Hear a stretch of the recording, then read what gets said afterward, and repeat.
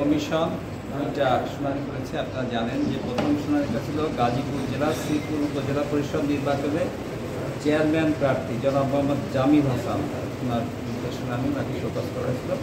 ওনার শুনানির শেষে প্রতিদ্বন্দ্বী প্রার্থী জনাব মোহাম্মদ জামিল হাসান প্রতীক ঘোড়া, তার বিরুদ্ধে উত্থাপিত অভিযোগ কমিশন দেখেছে, বক্তব্য শুনেছেন, সকল বিষয় বিবেচনা করে তার প্রার্থীটা বাতিল করা হয়েছে।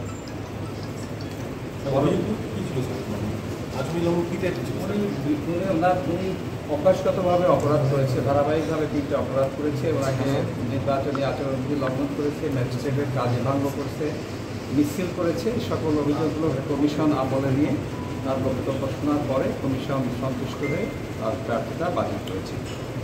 আর দ্বিতীয় যে শুনানি ছিল এটা হলো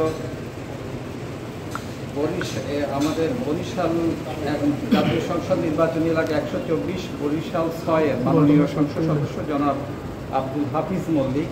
ওনার বিরুদ্ধে অভিযোগ ছিল গত 8 তারিখের নির্বাচনে উনি প্রকাশ্যে ভোট দিয়েছিল। তাই ওই ওনার এই অভিযোগগুলো কমিশন শুনিয়েছে।